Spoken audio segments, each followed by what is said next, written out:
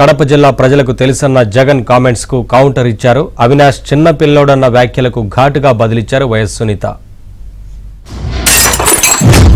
మా వివేకం చిన్నానను ఎవరు చంపారో ఎవరు చంపించారో ఆయనకు ఆ దేవుడికి ఈ జిల్లా ప్రజలందరికీ కూడా తెలుసు ఏం జరిగింది అన్నది.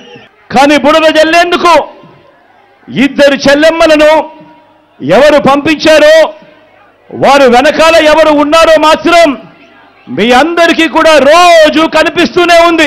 మా అందరికన్నా చాలా చిన్నోడు అవినాష్, చాలా చాలా చిన్న పిల్లోడు.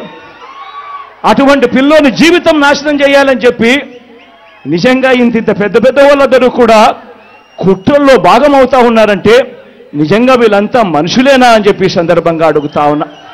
దేవుడికి తెలుసు, కడప ప్రజలకందరికీ తెలుసు ఎవరు చేశారు అని.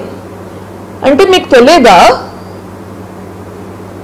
మీరు చీఫ్ మినిస్టర్గా ఉండి మీకు తెలియదా ఏం జరుగుతుందో రాష్ట్రంలో?